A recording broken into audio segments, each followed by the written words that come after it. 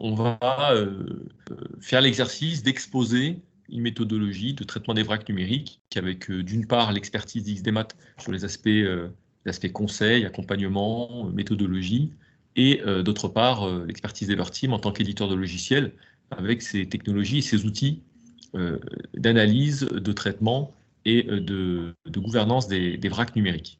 Et puis on conclura cette conférence par un bilan, une conclusion qui sera suivi, en fonction du temps qui nous restera, d'une phase de questions-réponses pour pouvoir répondre aux éventuelles interrogations que vous pourriez avoir pendant cette conférence. Pour des raisons de confort, comme ça a été dit par Léa, les micros seront à couper pendant le déroulement de la conférence. Le webinaire va durer à peu près une trentaine de minutes, je pense. N'hésitez pas à poser vos questions dans le chat, elles seront évidemment bien prises en compte. Et à la fin du webinaire, on pourrait réactiver vos micros et si ce n'est pas le cas, on reprendra les différentes questions et on y répondra avec Mathilde.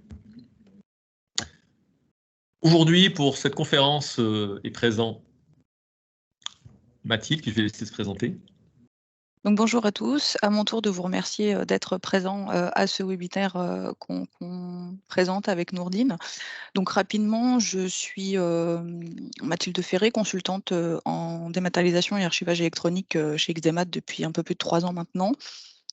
Et auparavant, archiviste et records manager, je mène actuellement en pilote des projets de décommissionnement d'applications qui intègrent le fameux thème du vrac numérique. Donc, c'est la méthodologie qu'on vous présente aujourd'hui avec Nourdine. Elle est utilisée et éprouvée chez les clients actuellement côté méthodo. Et donc, pour tout ce qui concerne la présentation et l'outil d'Everteam, je passe la main à Nourdine. Merci Mathilde. Donc moi je me présente rapidement, je m'appelle Nourdine Lamreri, chez Everteam, je suis responsable de l'offre logicielle sur tous les aspects qui relèvent de la vision produit, de l'actualisation et du suivi de la roadmap, le suivi des besoins des clients, du marché, des évolutions du marché également. J'interviens beaucoup sur les aspects aussi autour des standards de notre secteur. Donc je vais suivre de très près les évolutions au niveau AFNOR, au niveau ISO, toutes les thématiques au niveau des différentes associations professionnelles. Et puis je suivrai également des projets un peu périphériques, des projets européens comme le projet IA, sur lequel je suis beaucoup impliqué. Voilà. Merci Nourdine. Du coup, on va passer rapidement à une définition de ce qu'on appelle les vracs numériques. Finalement, de quoi on parle quand on parle de vrac numérique. Ça prend généralement la forme de documents ou de données, ou ça peut être les deux, qui ne sont ni identifiés, ni classés, ni gérés, et qui sont finalement non ordonnés, parfois dispersés dans un ou plusieurs systèmes, que ce soit dans des Teams, des SharePoint, que ce soit sur des outils de messagerie type Outlook, des disques réseau partagés, des clés USB ou même des outils de gestion électronique de documents. Et donc, le fait de ne pas avoir une vue et une gestion de ce vrac numérique peut apporter des problématiques en termes de volume. On va voir et décrire les risques dans la slide suivante, mais nous avons tout intérêt à s'occuper d'un vrac numérique, puisque sans action de notre part, il ne pourra pas se résorber, il ne pourra pas être traité tout seul. Donc, on va vous présenter rapidement sur la slide suivante ce qu'on appelle les risques associés à l'idée d'avoir un vrac numérique dans ses disques réseau, dans son serveur en local ou dans d'autres outils. Donc, en premier lieu, les documents et les données ne sont pas gérés. Elles ne sont pas gérées, ça veut dire qu'elles sont inexploitables. Si elles ne sont ni identifiées, ni classées avec parfois peu de métadonnées ou pas du tout, ça nous amène à une perte d'informations. Merci Nourdine, une perte d'informations et de données, ça c'est pour le plus évident. Ensuite, nous avons également des risques associés à la non-conformité réglementaire liée au RGPD. puisque le RGPD nécessite un suivi des données personnelles. Si vous avez un VRAC, à moins de cliquer un par un sur le document, vous ne pouvez pas avoir une vision macro des espaces où vous possédez des données personnelles.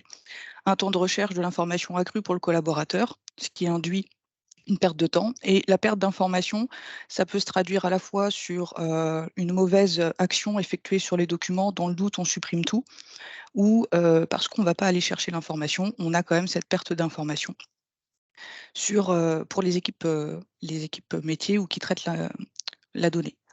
On a également, deuxième pendant, des risques, une saturation des espaces de stockage. Ça, c'est plus côté IT, mais il y a un vrai lien, donc, puisque vous avez un accroissement des coûts liés aux infrastructures, liés aux énergies des data centers, mais c'est exponentiel. Aujourd'hui, la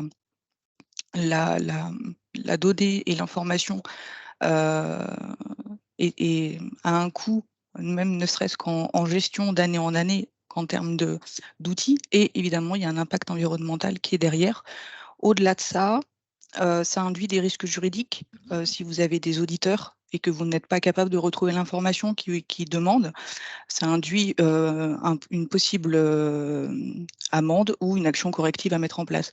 Côté financier, de même, avec notamment les coûts des espaces de stockage, mais au niveau des pertes d'informations et de données qui peuvent avoir des impacts financiers selon les équipes. En termes de productivité, on l'a déjà dit. Du coup, c'est des pertes d'informations, un temps de recherche accru, et enfin une satisfaction client ou collaborateur qui est assez, enfin voilà, pour le coup, qui n'est pas satisfaisante. En revanche, une fois qu'on a mis tout ça donc, à plat, on a néanmoins les opportunités pour pouvoir gérer ce VRAC. Les opportunités, c'est au-delà des gains financiers et des économies sur le long terme quand vous mettez en place une politique de traitement du VRAC et des procédures associées. Les gains financiers et économiques se retrouveront donc à la fois sur les espaces IT, mais à la fois sur les données métiers en tant que telles. Donc une efficience, donc l'efficacité du collaborateur et une productivité accrue. On sait où aller chercher l'information dont j'ai besoin et je ne passe pas 20 minutes à la trouver. Et une maîtrise de l'information. La gouvernance de l'information étant très importante, c'est ce qui permet de pouvoir avoir la maîtrise des documents et des informations pour l'entreprise ou l'entité, qu'elle soit publique ou privée. Et on n'oublie pas la conformité réglementaire, on en parlait un peu tout à l'heure. Cette conformité réglementaire, donc avec la CNIL et les audits successifs, notamment au cours de l'année, c'est un sujet sur lequel vous pouvez être amené à vous positionner. Et donc, le fait de traiter un VRAC numérique nous permet de se mettre en conformité par rapport au RGPD, mais également sur tout ce qui est, quand vous mettez en place une politique d'archivage électronique, tous les flux de cette entité sont pris en compte, qu'il y ait un VRAC identifié et traité avec une gestion des documents facilitée. Donc ça, c'est le pendant. On a plus de risques à ne pas gérer un VRAC numérique, et ça touche tous les domaines juridiques, financiers, métiers, que de ne pas pouvoir le gérer. Donc ça, c'est la première chose. On va prendre un exemple très concret dans la slide d'après, c'est l'entreprise Prodeco. Je vais laisser la main à Nourdine sur cet exemple. Sur cet exemple, en fait, on prend l'exemple d'une entreprise qui s'appellerait Prodeco, qui est une entreprise fictive. Et si on poursuit sur le propos de Mathilde, on se rend bien compte effectivement que finalement, gérer un VRAC numérique, ce n'est pas une problématique isolée, ce n'est pas une problématique d'un seul service, c'est une problématique d'entreprise. Souvent, on a le sentiment finalement que, je ne sais pas, on est professionnel de l'information, on est records manager ou archiviste, et on a difficulté à gérer un référentiel, enfin un espace file system, on a le sentiment que c'est que notre problème. Mais finalement, quand on regarde bien, c'est aussi une problématique de l'informatique. L'informatique doit garantir à tout moment et de plus en plus la sécurité des données qui sont conservées au sein de vos organisations. mais on leur demande aussi en même temps de réduire les coûts. Donc, grosso modo, on leur demande quelque chose qui est quasiment impossible. Le DPO, on va lui demander d'être conforme avec des réglementations extrêmement strictes sur des données qui parfois existaient bien avant que le RGPD s'applique, et donc avec des données personnelles qui peuvent être encapsulées, stockées aux dépens de l'entreprise. Et donc là, c'est une véritable galère d'identifier les documents à risque. Pour les collaborateurs, de plus en plus, face à l'accroissement des volumétries, ça devient très difficile de retrouver l'information. Elle est disséminée partout, souvent parfois mal classée, il faut bien l'admettre. En tout cas, c'est ce qu'on constate dans beaucoup d'organisations. Donc, retrouver et rechercher de l'information, ça prend de plus en plus de temps et ça devient très frustrant. Pour le management de l'entreprise, quelle que soit la nature de l'organisation, on est toujours dans cette idée d'être rentable, de maximiser le service qu'on délivre auprès de ses différents interlocuteurs, de réduire ses dépenses, de réduire ses risques. Mais faire tout ça en ayant des documents qui sont stockés n'importe comment, un peu partout, avec des accroissements qui sont finalement très peu maîtrisés, ça devient difficile.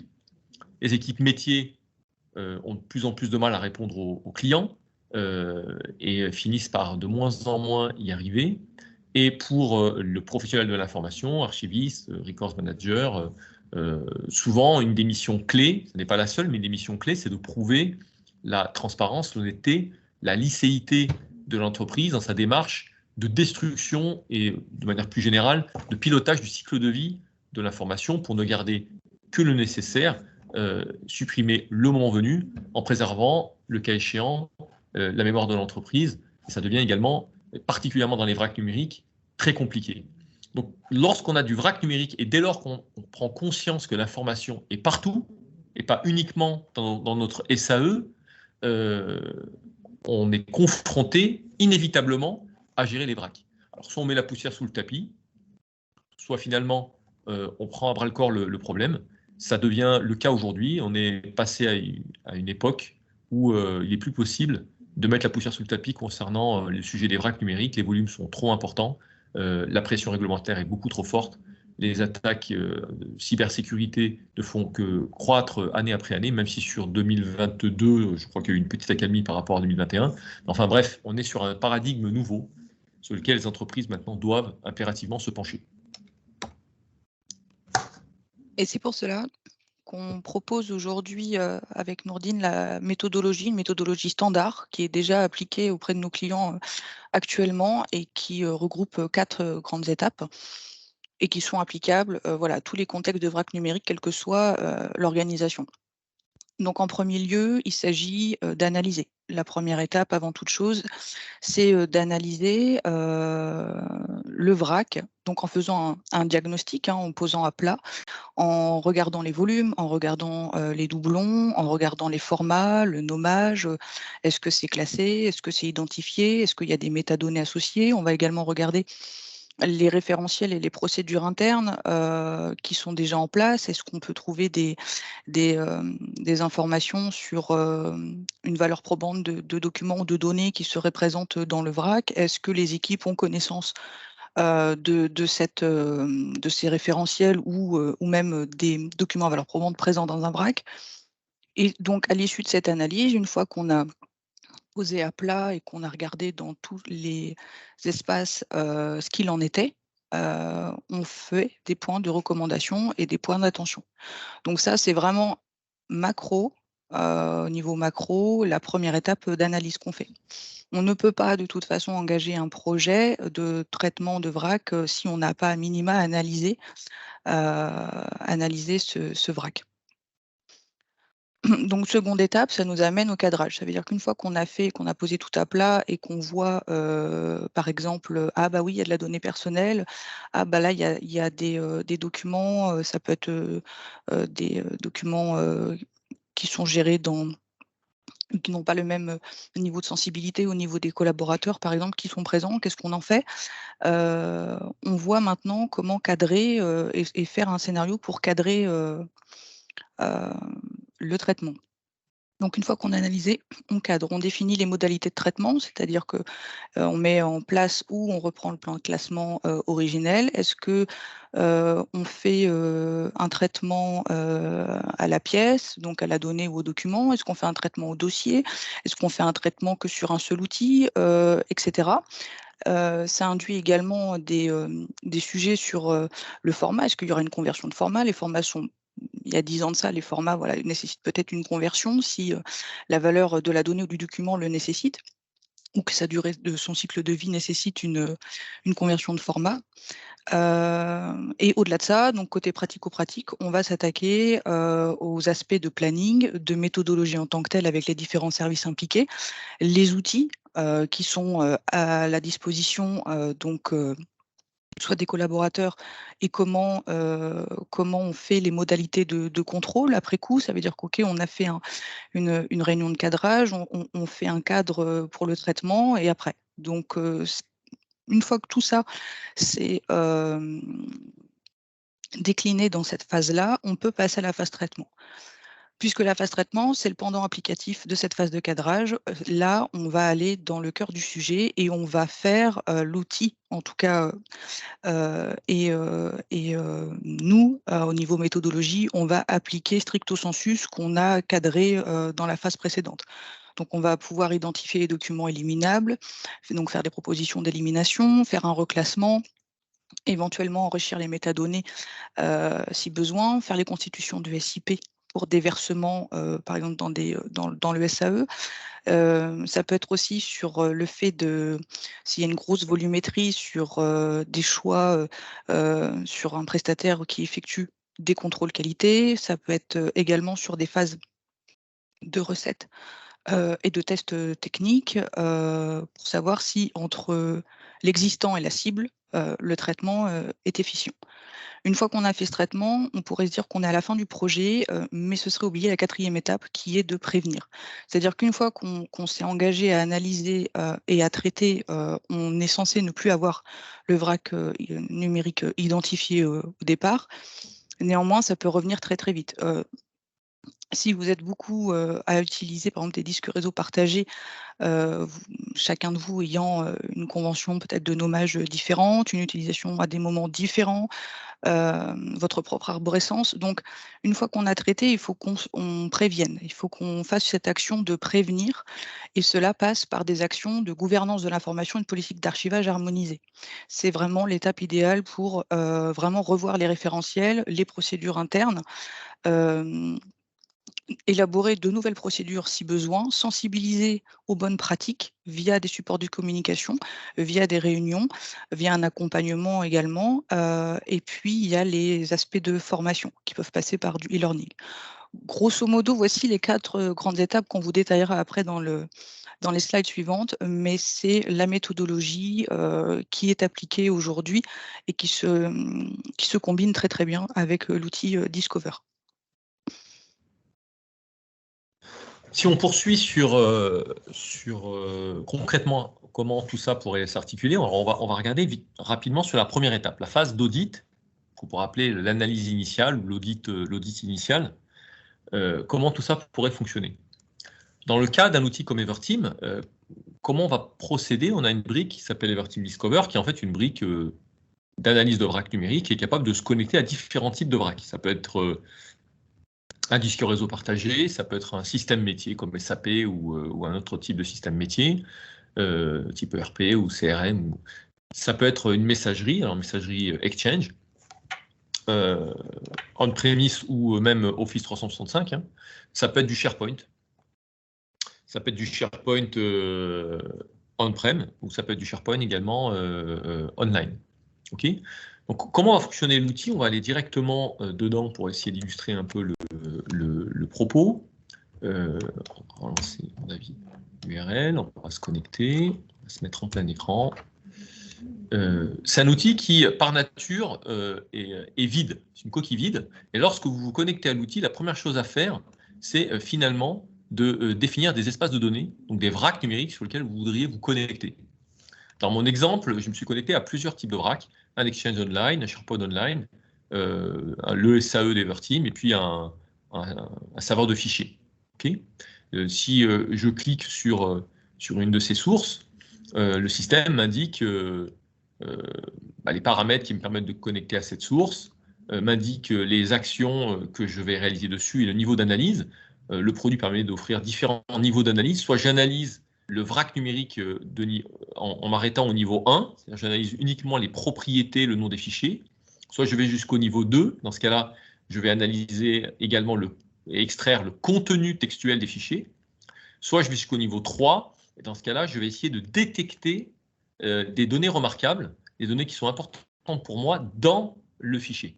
Ça veut dire que je vais peut-être essayer de détecter des données personnelles, des données métiers, des données clients, des données projets, peu importe. Différents types de données qui m'intéressent et qui ne sont pas des métadonnées que je retrouverai dans les propriétés du fichier, que je retrouverai dans l'arborescence ou dans le nom du fichier, mais qui sont vraiment perdus dans le corps du fichier et je vais pouvoir analyser tout ça. Lorsqu'on a paramétré la source et qu'on valide, le système se met à lancer son indexation. Il peut indexer des centaines de milliers de fichiers à l'heure.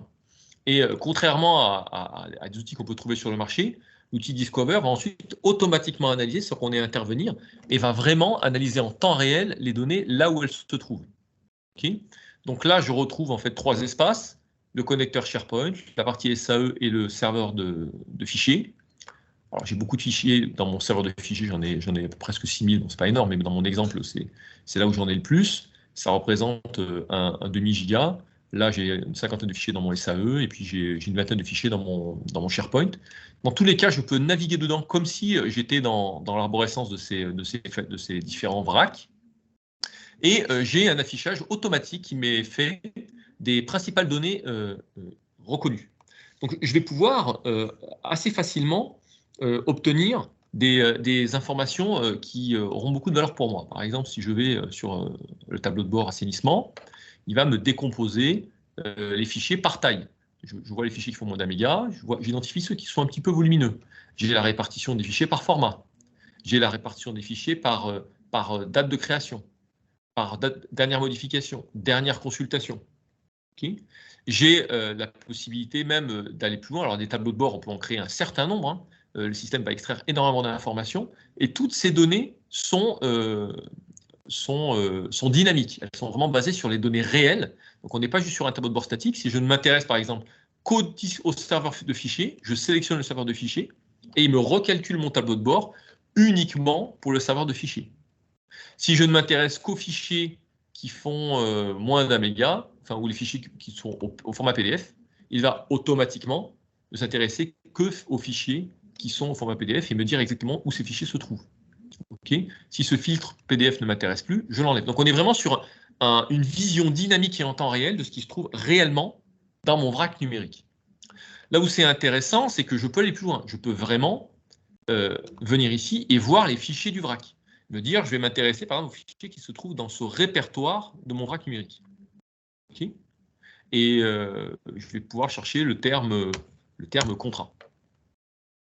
S'il n'y a aucun fichier pertinent, mince, excusez-moi, une bêtise. Je cherche le terme contrat, je reviens. Si ce n'est pas ici que je trouve les documents qui m'intéressent, je peux enlever mon filtre et la requête va se remettre à jour. Voilà. Et ensuite, je peux sélectionner, si je le désire, un fichier pour visualiser ses propriétés à tout moment. Voilà. Très facilement. Avec possibilité de pouvoir visualiser le fichier là où il se trouve.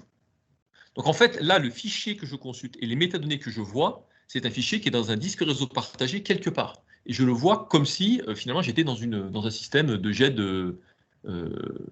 présent, dynamique. Donc je vais pouvoir, par ce biais-là, par exemple, m'intéresser à un espace et dire à mon outil, j'aimerais que tu puisses me dire, par exemple, où se trouvent les doublons. Donc pour ce faire, on a la possibilité de pouvoir venir dans n'importe quel espace qui m'intéresse, par exemple dans ce répertoire là que je vais sélectionner tout à l'heure, et de lui dire, donne-moi automatiquement les doublons. Dans ce cas-là, il lance une analyse, alors il n'a rien trouvé ici, on va élargir. Là, il lance son analyse et il me dit, j'ai trouvé 679 doublons. Il a trouvé 679 doublons, et ces doublons sont vraiment des doublons exacts des mêmes fichiers. Donc ce fichier-là, ici, il a tous ces fichiers en dessous qui sont des doublons, mais parfaitement exacts, même si les noms de fichiers sont différents. D'ailleurs, si je sélectionne ce fichier, que je le consulte, je constate que c'est un fichier de licence qui est en français. Et ici, j'ai la version, par exemple, anglaise. Si je la sélectionne, je vois que c'est toujours en français. Donc en fait, c'est des fichiers de licence qui auraient dû être dans des langues différentes, mais qui n'ont absolument pas été traduits.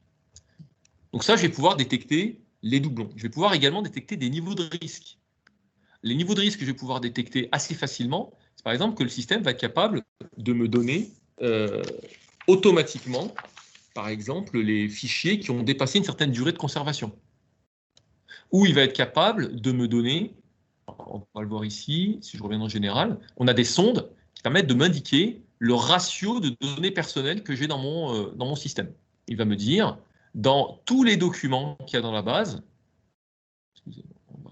voilà, j'ai une partie de mes documents qui contiennent de la donnée personnelle, j'en ai 5323, et une partie qui n'en contient pas, 161. Donc j'ai quand même beaucoup de documents qui potentiellement contiennent de la donnée personnelle. Comment fonctionne l'outil? En fait, on a créé des sondes sur différentes données personnelles génériques que l'on explore, qu'on utilise pour explorer vos données. Alors après, on peut éventuellement affiner et rechercher des données personnelles qui sont propres à votre contexte, mais ça vous donne déjà un indicateur. Vous dites, attention, là, je suis quand même en risque sur ce côté-là. Il va nous donner les fichiers vides, les fichiers qui sont chiffrés, les fichiers qui sont en erreur. Il va être capable de détecter également les formats de fichiers obsolètes, hein, et nous donner vraiment une arborescence extrêmement détaillée des formats de fichiers. Enfin, pour terminer sur cette partie audit, on est capable de faire des analyses assez pointues. Hein. On peut faire des analyses assez pointues sur les données. On peut faire même des tableaux croisés en lui demandant, par exemple, sur la date de création des fichiers et sur les formats fichiers, je demande au système, donne-moi la décomposition par année des différents formats de fichiers. Vous remarquez que, par exemple, pour les PDF, il me donne vraiment la version du PDF. Donc, je sais que dans mon système, plus les années ont évolué et plus finalement j'ai eu une réduction du nombre de fichiers au format PDF 1.2. J'en ai eu 200 en 2010, j'en ai eu 110 en 2012, j'en ai eu 23. Après un grand nombre d'années, j'en ai presque plus eu. J'ai eu un pic de fichiers PDF 1.2 en 2019. Et j'ai ça pour tous les formats qui sont stockés dans mon système. Et ce qui est intéressant, c'est que ce n'est absolument pas des tableaux statiques, hein, c'est des tableaux dynamiques. C'est-à-dire que si je clique sur ces 123-là, je m'intéresse aux 123 fichiers PDF 1.2 qui ont été déposés en 2019, je clique et je vais me retrouver avec ces fichiers qui vont être là et que je vais pouvoir ensuite explorer et consulter. Voilà. Donc on peut aller assez loin pour estimer le niveau de risque, estimer le potentiel d'assainissement dès la phase d'audit. Je vais revenir sur la présentation pour pas passer toute la présentation webinaire exclusivement sur ce point-là. Mais ce qu'il faut noter, c'est que c'est des audits qui vont avoir comme capacité, avec très peu d'implication de la part de nos clients, et en allant au-delà de ce que feraient des outils comme Archifiltre ou des outils techniques comme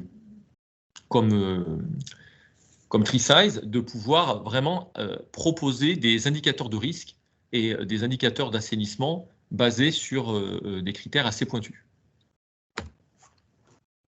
Et donc, effectivement, cette étape-là est absolument essentielle pour le suivi du traitement, puisque l'outil nous permet donc cette analyse flash à un moment T de ce qu'il y a dans l'ensemble de l'organisation sur les différents supports de stockage qui ont été énumérés par Nourdine, avec une analyse assez à la fois macro, qui nous donne une estimation non seulement des risques, mais des emplacements et des types de fichiers, des types de formats, et donc en fait une analyse de l'existant. Et donc cette analyse du vrac, l'objectif, une fois qu'on a fait tourner l'outil pour récupérer toutes ces informations, évidemment, c'est de les analyser pour savoir comment on peut assainir, traiter, réduire les risques, voire les supprimer complètement en fonction du volume, en fonction des spécificités liées à l'analyse. Donc, vous avez généralement l'existant, on est on sous-estime beaucoup un vrac. Finalement, on se rend compte qu'au moment où on commence à faire cette analyse-là, on se rend compte qu'il y a beaucoup de volume et manifestement un travail entre l'existant et la cible, donc ce traitement. Donc une fois que cette analyse elle est faite, nous on utilise c'est récapitulé dans un rapport hein, qui est un livrable qui sert de point de départ pour le projet. Donc c'est un livrable qui sera utilisé tout au long du projet comme lien de référence, notamment sur la phase de cadrage et de traitement. Et ce qui nous sert voilà, à mettre en place la feuille de route, donc ce fameux cadre, ce cahier des charges pour lesquels on va demander à l'outil d'effectuer, en plus avec la méthodologie, d'effectuer des actions ou pas en fonction des désirs de l'organisation et en fonction de la cible. C'est pour ça qu'on arrive à la notion de cadrage, qui est donc l'étape 2. Et sur cette notion de cadrage, l'objectif, c'est de définir la stratégie à mettre en œuvre pour traiter le vrac. Donc, encore une fois, en utilisant la base de l'analyse qui a été réalisée à la fois par l'outil et qui a été enrichie par le consultant sur les différents scénarios, un planning de mise en œuvre, sur quelles sont les ressources côté organisationnel et côté prestataire à mobiliser dans le cadre du projet. Quels sont les outils à votre disposition et à notre disposition pour faire un cadre exhaustif, le périmètre de la réalisation, est-ce qu'il y a des règles spécifiques à créer pour, par exemple, la mise en place d'un test pilote? C'est fortement recommandé d'avoir un lot pilote pour tester à la fois la méthodologie et le scénario qui sera retenu sur un lot pilote qui sera testé et recetté à l'issue du traitement et de mettre en place les règles de contrôle qualité. Une fois que tout ça c'est organisé dans un cahier des charges, un rapport de cadrage, on peut se lancer dans la phase du traitement. Donc, c'est très important d'avoir ce livrable-là précédemment sur ce cadrage, puisque ça va définir les critères des critères on peut dire d'acceptance sur les phases de recette et de test. Donc là, on attaque la phase du traitement. Ça veut dire qu'on a analysé, on a défini des scénarios, on a défini un cadre dans lequel on a ciblé les éléments à traiter en priorité ou au niveau exhaustif. Et donc l'objectif forcément de ce traitement, c'est de mettre en place cette stratégie. Donc c'est là où vous avez des actions sur de la migration de données, comme on a dit, la préparation de SIP, du dédoublonnage, de la suppression de fichiers, du reclassement de fichiers. Et une fois que ces actions sont faites, on réalise les contrôles qualité ou les actions correctives associées si besoin.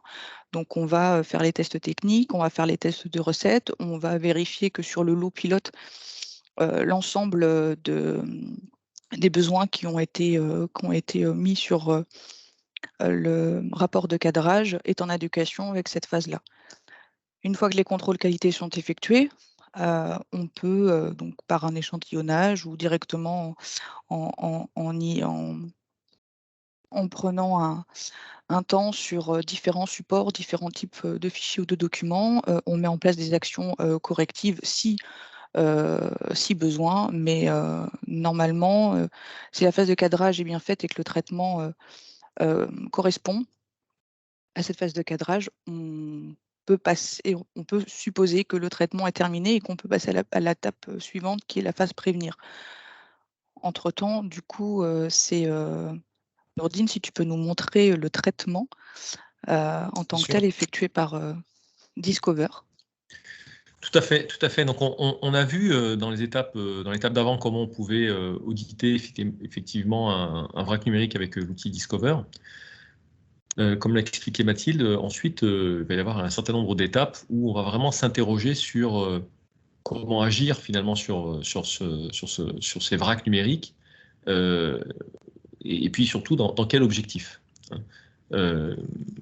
Pour ce faire, l'outil Discover peut être un outil qui peut être d'une grande aide parce qu'il va permettre d'aller assez loin dans l'analyse des documents qui se trouvent dans ce vrac numérique, en analysant les contenus, comme on l'a vu dans la phase d'analyse, définir et construire les tableaux de bord, et ensuite tout un pan, étape 3, 4, 5 et 6, de pouvoir classer, enrichir en informations, agir sur les documents et automatiser des requêtes. Donc on va pouvoir vraiment intervenir sur ces vracs de différentes façons, des fois avec des actions qui sont assez originales, automatiser certaines actions en enregistrant des requêtes qu'on peut réexécuter de manière périodique, appliquer des mécanismes de classification automatique basés sur de l'apprentissage, sur des technologies d'IA qui s'appuient sur des corpus de référence et en appliquant des classifications automatiques, du tagging finalement automatique de documents sur les documents qui seraient considérés comme très proches, et de l'extraction d'entités nommées, de l'extraction de données remarquables qui seraient adaptées à votre contexte. Si dans votre contexte, vous avez par exemple des métadonnées qui sont pertinentes, des identifiants, des listes de valeurs, des listes de personnes, des tables d'autorité, et que ces valeurs-là seraient vraiment très très pertinentes pour vous à extraire des documents, on peut rechercher ces valeurs et dès qu'on les trouve, on va automatiquement ensuite les renseigner comme étant de nouvelles métadonnées qui n'auraient été renseignées par personne d'autre avant. Donc concrètement, dans le produit, comment tout ça se matérialise? Si on retourne dans Discover, on va se remettre en plein écran et on va se mettre en situation. Mettons-nous en situation, vous êtes par exemple dans une situation où vous consultez votre tableau de bord et puis vous cherchez un tableau de bord sur la partie assainissement. Sur cette partie assainissement, vous allez par exemple, on va plutôt aller chercher dans le tagging, dans la partie peut-être conformité, voilà. Et on va enlever les différents filtres que j'avais appliqués tout à l'heure, voilà. Donc ici, par exemple, je suis dans une partie où j'ai la possibilité d'identifier les documents qui sont doublons. Donc on voit ici, dans l'espace dans lequel je me trouve, j'ai trouvé un certain nombre de doublons, je peux tous les sélectionner. Si j'applique ce filtre, automatiquement, ces doublons qui ont été identifiés, le système va me dire où ils se trouvent. Donc déjà, je sais que dans mon disque réseau, dans mon vrac numérique, mes doublons sont dans mon serveur de fichiers et ils sont principalement dans le répertoire A classé, dans le répertoire Corporate Drive, et il y en a aussi dans le User Personal Home Drives. Voilà. Il n'y en a pas tant que ça dans le Team Drive. Donc, et après, je peux ouvrir et voir exactement où se trouvent répartis la plupart des doublons. Ils sont principalement dans ces deux répertoires. Donc j'arrive à identifier les zones où des doublons apparaissent. Je vais être capable de dire sur ces doublons, par exemple, je m'intéresse aux doublons qui sont dans le répertoire A classé, je vais pouvoir voir exactement les doublons qui sont dans cet espace, et le système va me dire, voilà les doublons que j'ai trouvés. Alors il y a des doublons, c'est des fichiers qui ont tous un fichier parfaitement similaire. Donc je pourrais tous les sélectionner, prenons cet exemple, je pourrais tout à fait ensuite réaliser des actions. Alors quelles actions sont possibles? Parmi les actions disponibles, je peux les taguer, je peux leur associer des métadonnées supplémentaires de différentes natures, je peux leur indiquer un service d'appartenance, un positionnement dans un plan de classement, une annotation, un tag. Je peux, comme ça, définir tout un ensemble de métadonnées que j'aurais configurées dans l'outil. J'ai la possibilité également de pouvoir les déplacer. Je pourrais tout à fait dire, ils sont dans le disque réseau partagé, dans le serveur de fichiers à un certain endroit, je veux tous les mettre à un autre endroit. Mais je pourrais aussi tout à fait les déplacer pour les mettre dans un système totalement différent. Je pourrais les déplacer de mon disque réseau partagé pour les mettre dans un SharePoint. Ça, c'est tout à fait possible. Je pourrais pas les déplacer, mais les copier. Donc, je les laisse là où ils sont, mais j'en fais une copie que je déplace ailleurs. Je pourrais les exporter. Dans ce cas-là, on a plusieurs formats d'export, XML, CSV, Excel et puis JSON. J'ai la possibilité de les supprimer, si jamais le droit m'est accordé, mais je pourrais tout à fait dire que ces fichiers n'ont plus rien à faire ici, je les supprime. Je pourrais les convertir en PDFA. Je pourrais les gouverner, je pourrais leur appliquer un type de document sur lequel ensuite une DUA va être calculée automatiquement. Tout ça, on le verra un petit peu plus tard. Je peux les mettre de côté dans un panier. Donc, je choisis un panier de sélection. Je choisis un existant, par exemple, qui s'appellerait doublon. Voilà, j'en ai déjà un. Et si j'enregistre, ils vont être déplacés dans ce panier pour être traités plus tard. Je pourrais tout à fait également les envoyer vers un système d'archivage. Donc, si j'ai un SAE, ça peut être un SAE Everteam ou un autre SAE, on-premise ou dans le cloud, tous ces fichiers vont être pris et être envoyés dans le SAE. Je peux démarrer un petit workflow, par exemple un workflow de suppression, de conversion PDF ou tout type de workflow que j'aurais besoin de mettre en œuvre. Et puis des actions d'extraction de métadonnées dynamiques. On peut faire de l'enrichissement, c'est-à-dire lire le contenu des fichiers et extraire de l'information en dynamique sur un lot que j'aurais retenu. La puissance du produit, c'est que toutes ces actions que vous voyez ici, je peux tout à fait les réaliser de manière automatisée. Parce que là, j'ai réalisé une requête où j'ai détecté tous les doublons qui se trouvent dans le répertoire à classer. Je peux lui dire, cette requête, je veux l'enregistrer. Je vais l'appeler doublon. Je vais lui associer une action qui va être, par exemple, de les taguer ou de me notifier par mail, par exemple, ça pourrait aussi être ça. Mais je peux dire, par exemple, je vais les taguer. Je vais les taguer comment? Je vais les taguer en disant que c'est des doublons. Voilà. Je vais dire que cette requête, qui va être un bot, en fait, je vais le lancer une fois par jour et je vais l'enregistrer. Ça veut dire que sur cet espace, tous les documents de type doublon qui sont dans le répertoire à classer, automatiquement, tous les jours, l'outil va les rechercher. Dès qu'il va les trouver, va réaliser l'action que je lui ai demandée. L'action que je lui ai demandée, elle est un peu pas très intéressante. Je pourrais par exemple les envoyer, je pourrais être notifié par mail. Par exemple.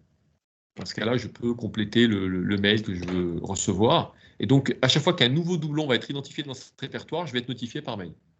Et donc, on comprend là toute la puissance du produit. Je peux définir n'importe quelle requête, l'enregistrer, définir n'importe quelle périodicité, définir n'importe quelle action, et automatiquement, celle-ci va se réaliser de manière automatique. Et donc, on va, par des mécanismes de règles, finalement complètement piloter le cycle de vie. Le cycle de vie qu'il y a dans le système. Okay.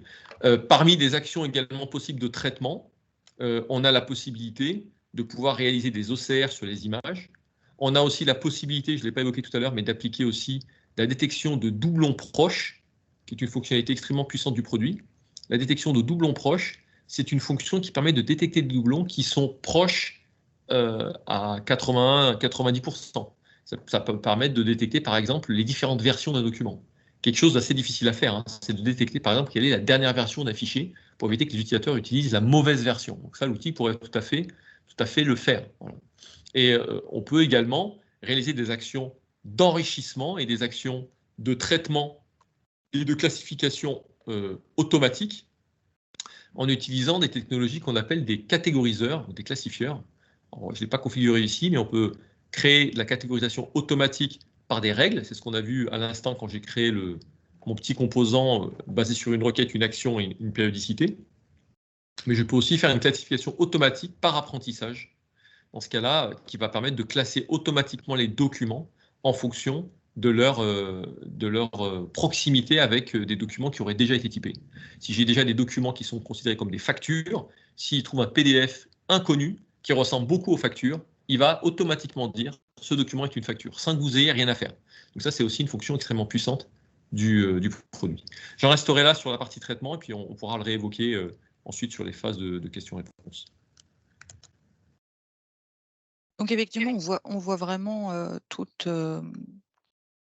la puissance de cet outil et qui peut être porté sur les données personnelles. Hein. On l'a bien vu avec les doublons, mais ça peut être très bien sur les données personnelles. Vous demandez à l'outil, vous cherchez les mails, les adresses, vous faites une analyse. Dans l'instant, après l'analyse flash, vous avez une vision macro et micro de l'ensemble des données personnelles répertoriées dans vos espaces. Et ensuite de les taguer, et ensuite de faire soit du reclassement, de la suppression, un workflow, n'importe quel finalement action qui aura été décidée en phase de cadrage. Donc ça, c'est vraiment le client qui choisit ce qu'il souhaite faire de ces éléments. Nous, on fera des propositions. Ce qui emmène, une fois cette phase de traitement terminée et l'outil ayant fait le travail, cette phase de prévention qui est absolument primordiale pour finir un projet de traitement de vrac numérique. C'est comment mettre en place des actions concrètes pour éviter de nouveau ce cas de figure. Donc, il y a une mise en situation d'accompagnement au changement des collaborateurs qui peut tout à fait se faire donc avec des mises en place de réunions, de fiches de bonnes pratiques, de formation auprès de e-learning avec des sessions spécifiques ou la mise en place de procédures spécifiques sur le cas du vrac numérique, par exemple, ou de politique archivistique globale avec les référentiels de gouvernance documentaire donc à mettre à jour puisque souvent il suffit de pas grand-chose hein, pour traiter et mettre à jour les référentiels de gouvernance, donc le tableau de gestion, Thésaurus ou autre. Et une fois que cette étape-là est effectuée, il y a également cette volonté d'éviter de tout faire porter ces actions-là sur les collaborateurs. Donc l'idée, c'est ils en font le moins possible, mais de manière qualitative pour déporter ce temps à leur métier propre, donc au cœur de métiers pour lesquels ils travaillent. Et donc, pour les professionnels de l'information, c'est à la fois le garantie d'une bonne gestion du fonds documentaire. Néanmoins, une fois que ces étapes-là sont faites, il faut une véritable cohérence sur la mise en place, l'accompagnement et le suivi. Ce qui nous amène à des bénéfices, puisqu'une fois que vous avez fait ces 4 étapes-là, l'idée, c'est d'avoir sur ce peut-être un exemple sur le pilotage du cycle de vie sur Nourdine, sur ce que Oui. sur la donnée, notamment sur le fait de mettre à jour ou d'appliquer ce référentiel de conservation sur via Discover, par exemple. Tout à fait, tout à fait. Alors on va regarder ça. Effectivement, ça c'est aussi un des aspects importants de l'outil Discover vis-à-vis des vracs numériques, c'est que on est capable d'appliquer un pilotage des cycles de vie sur les objets, les documents qui se trouvent dans le vrac numérique directement. Ça, c'est une fonctionnalité extrêmement puissante du produit qui nécessite également un accompagnement expert hein, sur cette approche, parce qu'on a besoin, classiquement, quand on est sur un pilotage de cycle de vie, on va voir ça un petit peu au niveau produit, on a besoin d'une part de définir un référentiel de conservation, et donc là, au niveau des outils et parties, on a un module dédié pour ça. Donc, si vous avez un référentiel de conservation dans un SAE existant ou dans un fichier Excel que vous auriez au sein de votre organisation, on peut l'importer directement dans le produit et ensuite, dès qu'il est importé, le système va l'importer, voilà, comme ça, hop, et puis il va vous dire les différents types de documents qu'il a trouvés, voilà, compte rendu de réunion, correspondance, courrier, documentation, analyse des besoins, voilà, des différents types de documents que vous pourriez importer. Quand vous les avez importés, ensuite, vous allez les trouver dans un module qui, lui, vous présente votre référentiel de conservation, vous allez pouvoir administrer. Okay. On va se mettre en langue française, ce sera mieux. Voilà. Et donc là, je vais retrouver, par exemple, le document contrat de baux. Il va me dire que c'est un type de document pour lequel j'ai une durée de conservation de 12 ans, et à l'issue de cette durée, les documents seront supprimés. Okay. Donc c'est un module qui est puissant, parce qu'en fait, on peut gérer un référentiel arborescent qui peut embarquer un workflow de validation des typologies de documents, qui embarque aussi des notions de gestion de version. On peut comme ça avoir, par exemple, pour le contrat de baux, avoir différentes versions qui sont applicables à des périodes différentes. S'il n'y a pas de rétroactivité de l'application des durées, ça peut être pratique. Il y a un moteur de recherche, le module est entièrement web, accessible en lecture seule, ou en administration pour les personnes qui administrent le référentiel. Lorsque ce référentiel de conservation a été conçu, ensuite, il est utilisable directement sur vos vracs. Alors comment? Il est possible de synchroniser ce référentiel de conservation avec vos tableaux de gestion, avec l'outil Discover.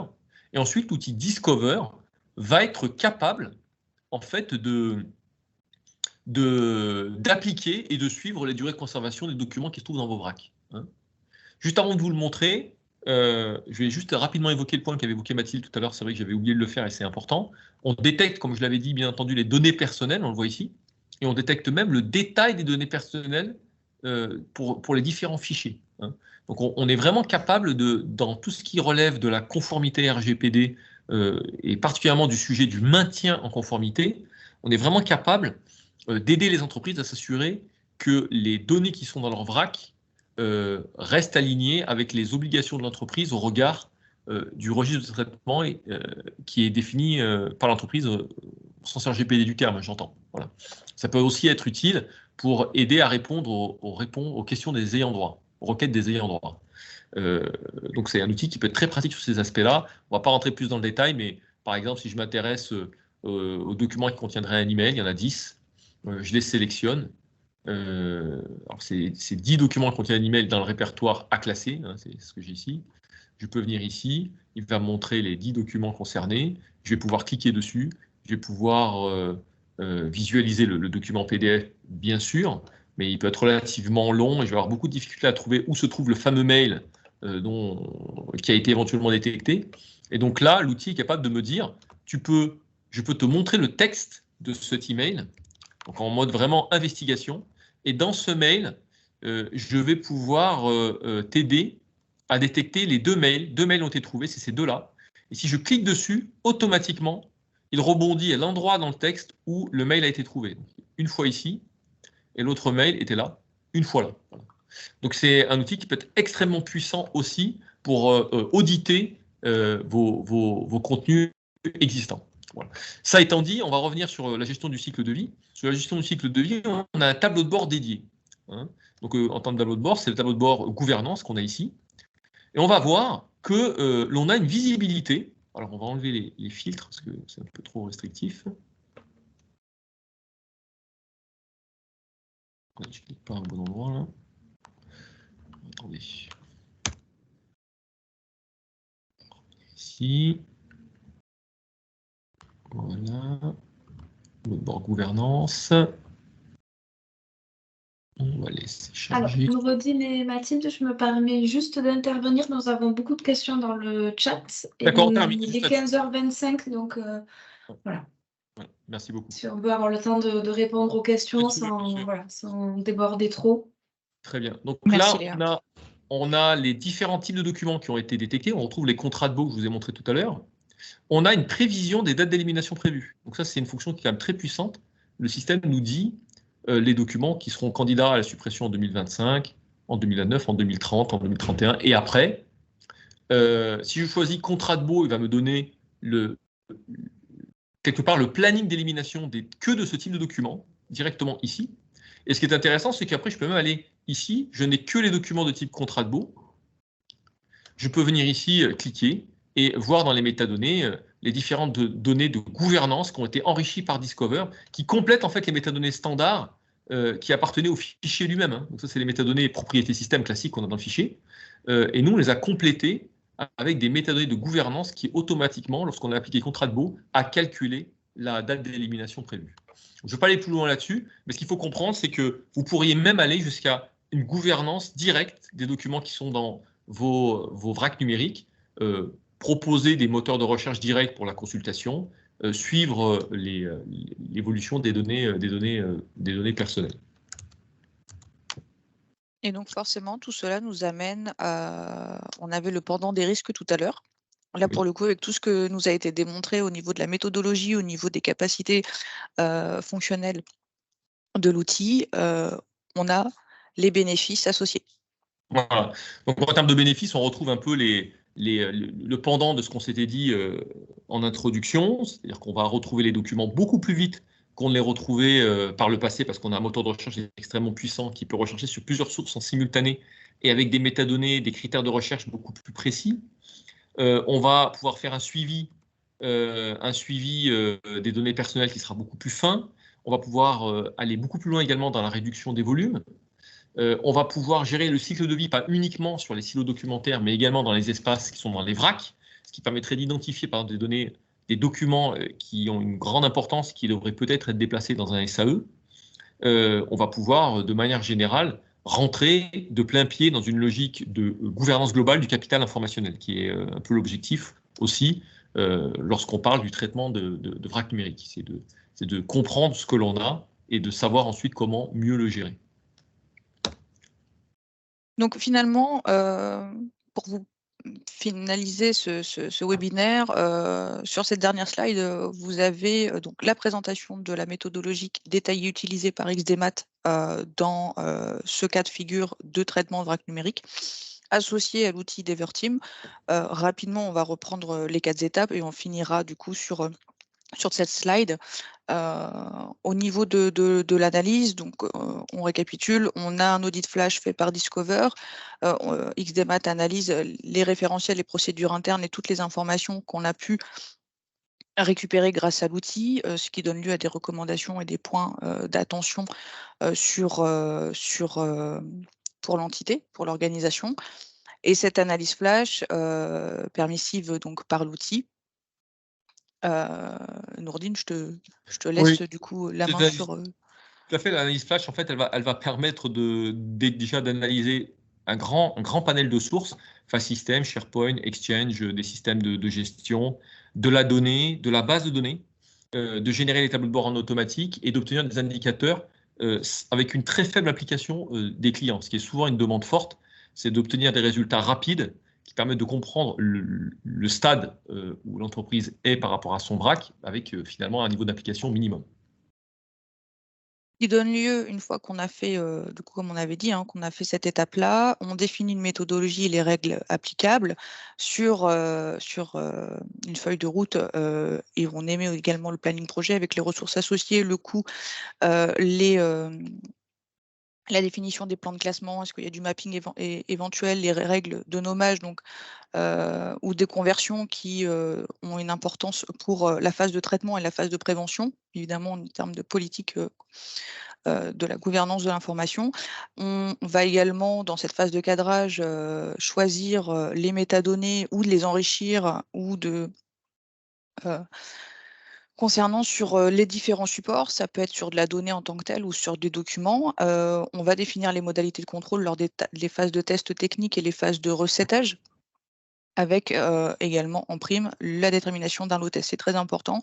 Une fois que ce lot test est défini et qu'on est tous d'accord sur le scénario à attribuer au projet et à la phase de traitement, cette troisième phase de traitement, du coup, est à grande majorité couverte par l'outil Discover.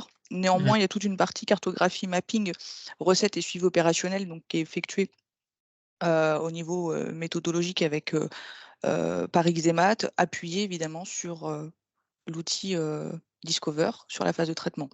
Oui, je ne reviendrai pas en détail là-dessus, mais vous avez vu toutes les fonctionnalités qu'il est possible de faire.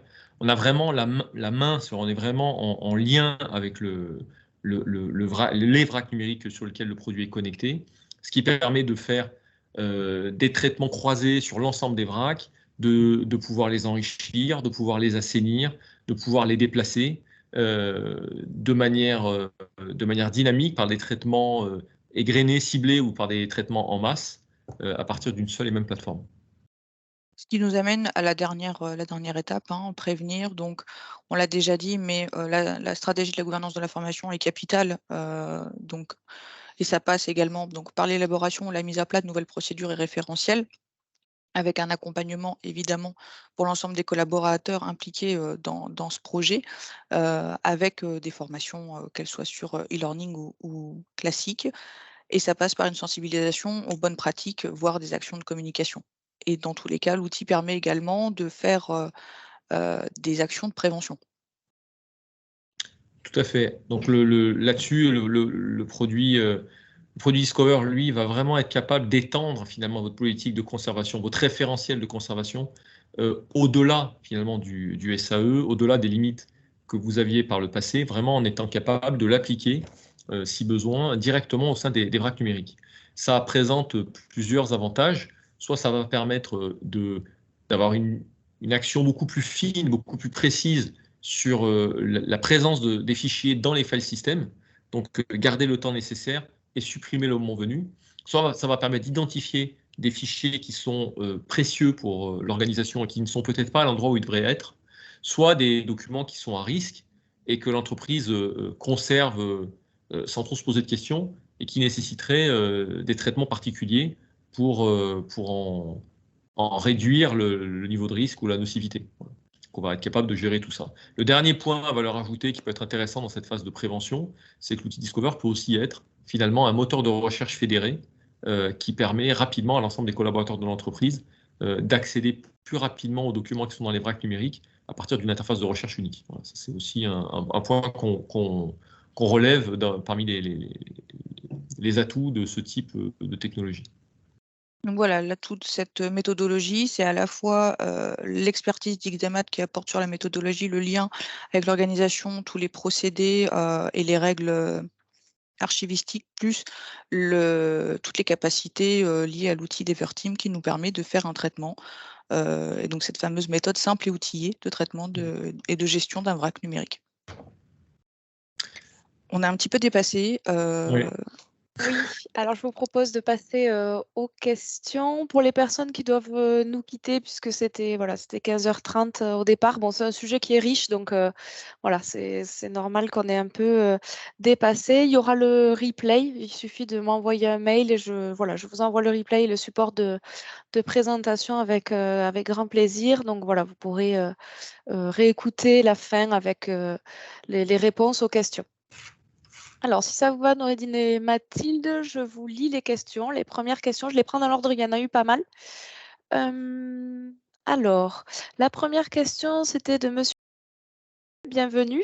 L'outil peut-il localiser les PDF non ossérisés et les ossériser?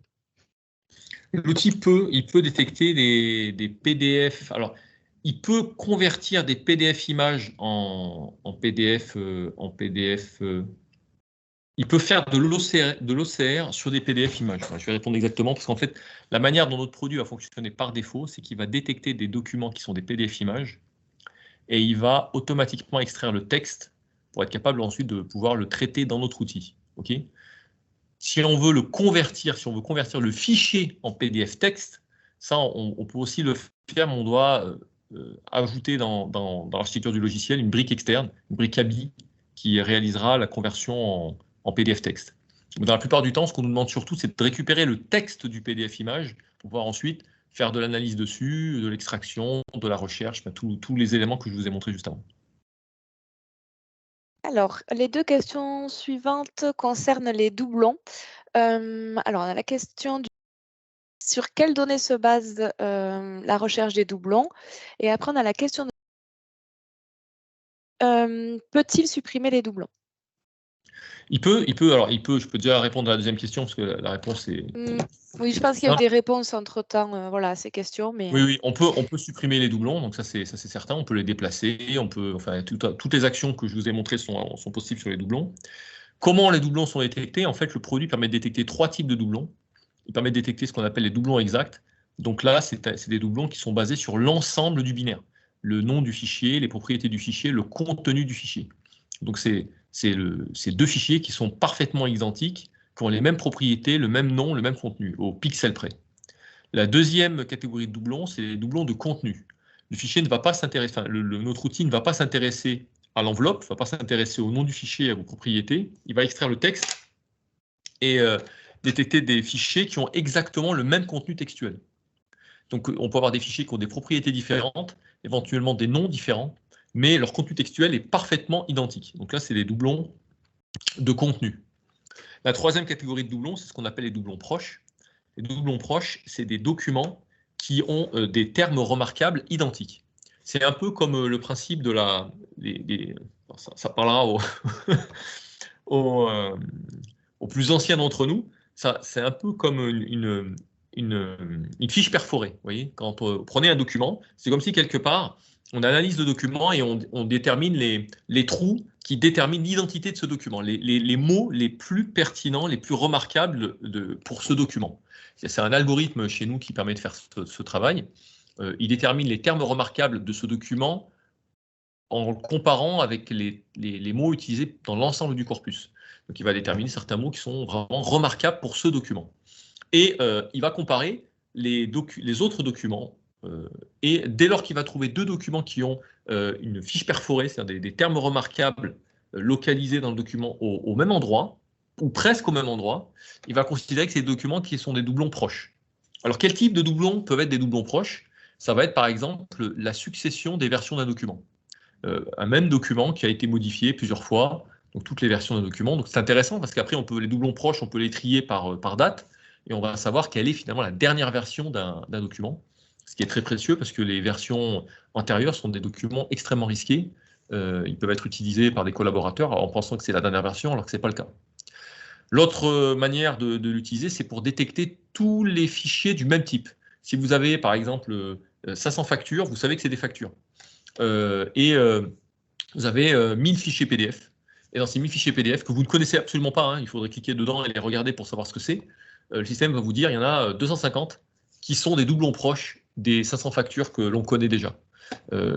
Pourquoi? Parce que les factures ont des contenus très très proches les uns avec les autres. Ce n'est pas vraiment des versions, mais c'est des contenus proches.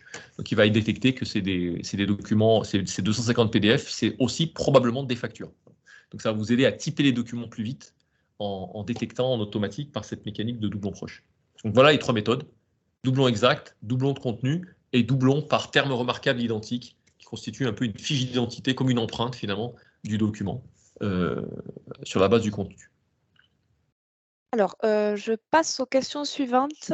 On va essayer d'être concis parce qu'il y en a pas mal et l'heure tourne. Il y avait ensuite des questions sur les dossiers vides. Est-ce qu'on peut supprimer les dossiers vides et est-ce qu'il est possible de dézipper? Ça, c'était une question de monsieur. Il est possible de dézipper, mais il est aussi possible d'analyser le contenu de fichiers composites. On est capable d'analyser le contenu d'un zip en considérant ce qui se trouve dans le zip comme étant des fichiers totalement indépendants. On est capable d'analyser aussi un PST, un fichier PST. On peut aussi analyser un email avec, en MSG avec les différentes pièces jointes. Donc on peut aussi rentrer dans des objets composites pour analyser ce qui se trouve à l'intérieur. On aura un peu plus de difficulté à détecter les fichiers vides parce que, en fait, mais je pense qu'on peut pouvoir le faire. Il faudrait que je vérifie ce point-là, j'en suis pas sûr à 100% sur les répertoires vides. Donc ça, il faudrait que je vérifie au niveau produit. Alors là, il y avait encore des questions sur le doublon, donc ça, on y a répondu. Il y avait des questions sur la détection de durée de conservation échue. Il y a pas mal de questions en lien avec le SAE et l'archivage électronique. Donc, je lis la question. La détection de la durée de conservation échue est-elle indexée sur un référentiel, tableau de gestion? Si oui, comment est intégrée cette donnée? Il y a plusieurs pouces sur cette question. Donc, bon, c'est sûr que le lien avec l'archivage électronique, ça va intéresser pas mal de monde. Il y avait aussi, des questions, Nordine, sur la prise en charge du format CEDA. Oui. Alors, sur le référentiel de conservation, nous, Discover a un module embarqué, je l'ai montré tout à l'heure, Policy, qui gère les durées de conservation. Il peut être récupéré à partir d'un fichier Excel, saisi directement via l'interface du produit. Il peut aussi être synchronisé avec un SAE existant. Donc, si vous avez un SAE existant, probablement que dans ce SAE, le référentiel de conservation peut être exporté, et ensuite, notre produit va le réimporter. Ensuite, dès qu'on a ce référentiel qui est déclaré dans Discover va être capable d'appliquer le référentiel de conservation sur les objets qui se trouvent dans les vracs et déterminer le cycle de vie. On va être capable également de vérifier si un fichier doit passer, par exemple, d'un file system au SAE, s'assurer que les métadonnées attendues par le SAE ont bien été renseignées. Quand on gère l'outil, il gère le statut de gouvernance et il va dire est-ce qu'un document est prêt à être gouverné? Quand on vient ici, vous voyez, il vous dit il est prêt à être gouverné, il est en attente d'information, il est en erreur de gouvernance. Donc en fait, ça, c'est des contrôles qui nous alertent sur ce que le SAE attend. Si je choisis par exemple, un fichier qui est en attente d'information, ici, je le sélectionne, je vais aller le voir, il va me dire qu'il attend que le champ juridiction soit renseigné parce qu'il est obligatoire. Il est obligatoire pour qui? Il est obligatoire pour le SAE qui va recevoir ce document. Donc ça veut dire qu'il va aussi jouer le rôle de vérification du versement des documents directement dans le SAE. Donc, ça veut dire que quand on utilise Discover, en fait, on n'est pas obligé de générer un SIP pour l'importer dans un SAE. Ça, c'est des questions que je me suis toujours posées. C'est pourquoi, quand on est dans un file system et qu'on veut importer des documents d'un file system dans un SAE, pourquoi on se contraint à passer par la génération d'un SIP qui, de toute façon, va ensuite devenir un AIP dans le SAE, qui sera peut-être demain généré sous forme d'un DIP, mais le format CEDA par nature est un format d'échange, ce n'est pas un format de stockage en soi, c'est un format d'échange qui a un intérêt dès lors qu'il est nécessaire d'avoir un moment de transit des données. Mais dès lors que l'outil permettrait, en tant que composant d'intermédiation, de récupérer les fichiers de n'importe quelle source et de les envoyer sans erreur directement dans le SAE en s'assurant que les métadonnées attendues soient bien renseignées, finalement, passer par un format SIP, c'est plus une contrainte qu'autre chose. Hein. C'est peut-être pas très politiquement correct ce que je dis là, mais c'est ce que je pense. Ça me permet peut-être de faire le lien avec le format CEDA. Aujourd'hui, dans notre produit, on est capable d'analyser des VRAC et de réaliser des exports. Je l'ai montré tout à l'heure. Et en fait, on peut faire des exports dans différents formats, XML, CSV, JSON et Excel. Aujourd'hui, dans le produit, on ne fait pas directement un export au format CEDA. On est obligé d'utiliser un composant de retraitement qui convertira notre format d'export dans un format CEDA. Il y a des outils open source qui existent, donc ce n'est pas forcément problématique, où on est capable directement d'envoyer les flux dans une brique d'archivage Everteam. Donc là, ce n'est pas que Discover, il y aurait Discover plus notre brique d'archivage, et après notre brique d'archivage, elle sait générer des DIP au format CEDA 2.0, 2.1, voire même 2.2, qui est tout récent. Alors, j'essaye de regrouper les questions. Il y avait des questions sur la transformation des PDF en PDF-A et sur les formats de fichiers images. Est-ce qu'ils sont reconnus par l'outil de manière concise? Oui. Alors, l'outil reconnaît les formats images. Il reconnaît même les versions de ces formats. Il est même capable de détecter l'outil qui a généré le format. Il est capable de détecter également la version exacte pour le format. Donc tout ça, il le fait. Il est capable de faire de l'OCR, donc de l'extraction de texte sur des documents images. Il y a un viewer qui est intégré aussi pour permettre de les consulter. Et il est capable de réaliser aussi de la conversion en PDF A3, qui est un composant de conversion qui est intégré dans le produit. Discover se veut un outil aussi de préparation des documents à l'archivage. S'il y a une carence dans les formats de fichiers en vue d'un archivage, on peut appliquer en amont finalement ce traitement en vue de disposer d'objets éligibles à un archivage long terme. Alors, après, il y avait une question très intéressante sur les audits de sécurité, par exemple l'ANSSI. Oui. Voilà. Peut-être ça, c'est préciser, c'est important pour les DSI côté sphère publique. Est-ce que l'outil du coup propose, qui indexe les documents, les données, est-ce que l'outil a passé des audits de sécurité? Ah oui, d'accord. Si, bien sûr, l'outil, enfin tous les produits Everteam dans leur cycle de sortie de version, donc à chaque release, passe des tests et des audits de sécurité, audit statique, audit dynamique, opéré par une société spécialisée en audit de sécurité. On le fait déjà depuis plusieurs années. Il faut savoir que les produits Everteam sont présents dans beaucoup de grands groupes, de grandes institutions, publiques, privées, sur lesquelles les niveaux de sécurité attendus sont très très élevés. Donc c'est des choses que l'on fait. On a une documentation dédiée, on a le pass qui va bien, on passe les audits de sécurité qui vont bien, on sort des releases périodiques qui permettent de prendre en compte toutes les failles de sécurité qui pourraient apparaître sur le marché et sur lesquelles notre produit pourrait être impacté. Donc on s'inscrit véritablement dans un outil qui est capable d'être déployé dans le contexte actuel, où les sujets de la sécurité maintenant sont devenus extrêmement importants. Alors après, on a des questions sur le nombre de jours de paramétrage pour connecter l'outil avec un SAE différent. Bon, là, je pense que ça va être un peu difficile d'y répondre sans connaître votre contexte voilà, précis, quel type de SAE, etc. Il y avait une question sur au-delà d'un vrac, est-ce un outil performant de gestion courante d'un fonds classé, surveillance, nettoyage, audit? J'aurais tendance à dire que oui, mais Noureddine peut-être va mieux répondre à cette question.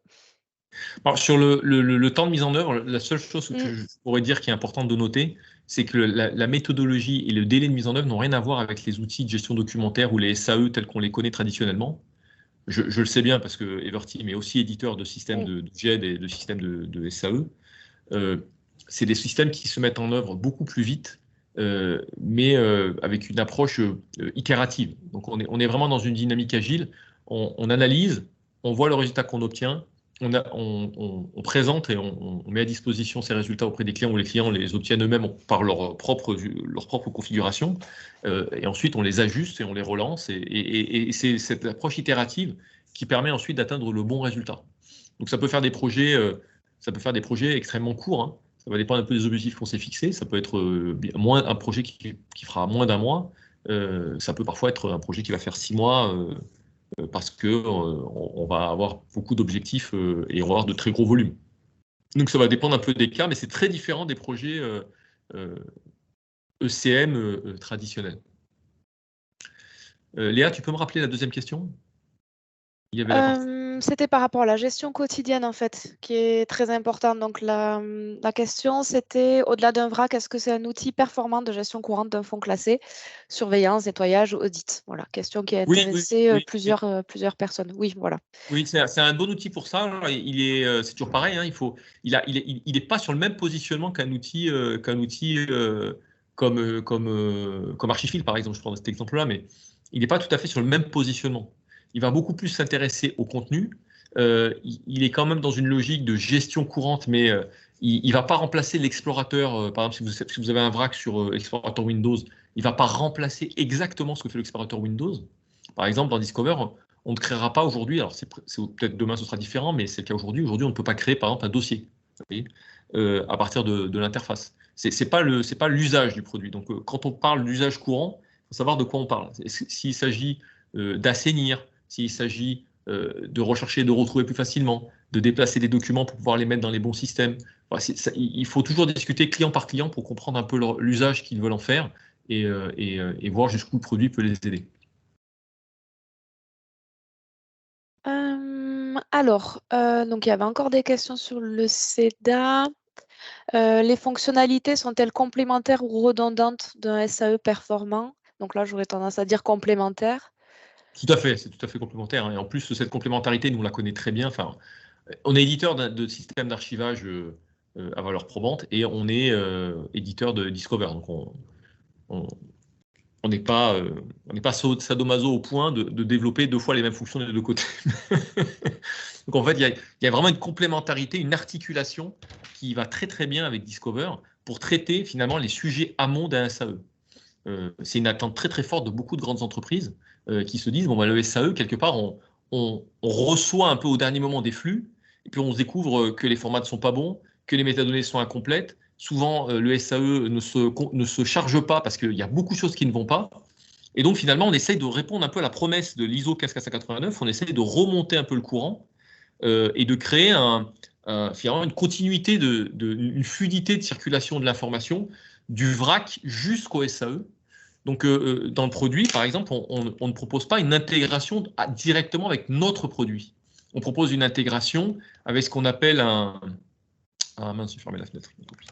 On propose une intégration avec ce qu'on appelle un preservation store, c'est-à-dire un système de préservation qui peut être un produit Everteam ou qui peut être un produit concurrent. Ça pourrait être du marché, ça pourrait être Vitam, ça pourrait être Spark, ça pourrait être, je ne sais pas, n'importe quel autre produit, Xeliance. Donc on récupère des objets, on les prépare, on les enrichit en métadonnées, on s'assure qu'ils sont conformes à ce que le SAE attend, et ensuite de manière automatisée, lorsque tout est bon, on peut les verser. Alors, j'ai des questions sur les coûts du logiciel, mais ça peut-être, je vous propose voilà, de vous rapprocher d'Everteam ou de me contacter. Je routerai vers Everteam pour les questions de coûts. On avait plusieurs questions sur les volumes. Voilà, sur la capacité à analyser des volumes très importants. Est-ce qu'il y a une limite de volume? J'ai cru voir aussi passer des questions sur les REX. Voilà. De volumétrie. Oui, alors on a nous-mêmes au niveau produit fait un certain nombre de benchmarks, hein, donc ça, si vous revenez vers nous, on pourra vous les partager. C'est un produit qui, au niveau positionnement, est pertinent quand les volumes, quand il y a beaucoup de volume. Donc, c'est pas un positionnement, c'est pas un produit monoposte, c'est pas un petit produit destiné à gérer une volumétrie départementale, locale. Parce que dans cet écosystème-là, il va y avoir beaucoup de petits produits qui auront un positionnement similaire. Donc, le positionnement d'Everteam, un des critères de différenciation, c'est déjà sa capacité à gérer des grosses volumétries. Donc, quand on commence au Tera, on commence à être dans l'univers des produits Discover. Quand on est en deçà, par exemple, du Tera, nos produits peuvent répondre, mais c'est parce qu'on va apporter une valeur ajoutée substantielle sur le contenu, sur l'analyse, sur les données personnelles, sur les actions automatisées, etc. Mais il est vrai que quand on a beaucoup de volumétrie, là, on a quasiment plus de concurrents. Et le produit est conçu là-dessus. C'est un produit qui est ce qu'on appelle une search-based application, basée sur une architecture microservice, qui est destinée à gérer, par conception, de grosses volumétries. Alors, j'essaie de retrouver. Donc là, j'avais des questions sur les volumétries. Sur le CEDA, hop, on a commencé à lister. Dans quel pourcentage Discover est à configurer en fonction du référentiel métier? Le référentiel métier, il faudrait définir ce que c'est que le référentiel. Oui. Oui, si vous pouvez préciser votre question, je la prendrai en compte. Alors, en attendant, j'avais une autre question. Y a-t-il une synchronisation des métadonnées avec le magasin de termes de SharePoint? Le magasin de termes, c'est quoi? C'est les retention labels? Aujourd'hui, on ne fait pas de synchronisation. Oui, c'est ça, c'est ça. On fait des exports, réimports. Je vous dis, on peut le faire avec Office 365. Donc, on peut exporter notre référentiel qui est réimporté après dans SharePoint pour gérer les labels de rétention. Et on peut lire après, quand ils sont appliqués sur les objets dans SharePoint, nous, après, on peut les lire. On lit les métadonnées standards et les métadonnées custom et les métadonnées business. Enfin, on lit toutes les métadonnées et on les lit et après, on est capable de réaliser des actions dessus. On écrit très peu dans SharePoint. On va plutôt lire ce qui s'y trouve et être capable de réaliser des actions. Par exemple, on peut geler des documents dans SharePoint. On peut déplacer des documents de SharePoint. On peut supprimer des documents de SharePoint. Okay, donc, on peut rechercher, bien sûr, des documents dans SharePoint. On peut enrichir en trouvant des métadonnées complémentaires. On peut faire pas mal de choses. Et pour la partie retention label, enfin la partie label de rétention, on passe par un format intermédiaire. On fait une synchronisation, mais on ne fait pas une synchronisation temps réel en passant par les API. Hop. Alors, je crois qu'on a fait le tour de toutes les questions. J'en ai peut-être loupé, non, je ne crois pas. Alors, j'ai un nouveau message de bravo, merci. Ah ben, merci beaucoup. Surtout merci à Noédine et Mathilde. Alors, si vous avez des questions de manière générale sur la méthodologie projet, n'hésitez pas à m'envoyer voilà, un mail. Je routerai en interne et on pourra répondre à vos questions. Et si ça concerne plutôt le logiciel, idem, et je routerai vers l'équipe Everteam. Alors, si vous avez une dernière question, n'hésitez pas, c'est le moment de la poser. Sinon, on va vous libérer. Donc, j'ai reçu pas mal de mails de demandes d'enregistrement et de support. Donc, ça arrivera là d'ici la fin de semaine. Je répondrai à tous les mails. Donc, voilà, c'est l'heure des merci. Donc, je crois qu'il n'y a pas d'autres questions pour le moment, en tout cas.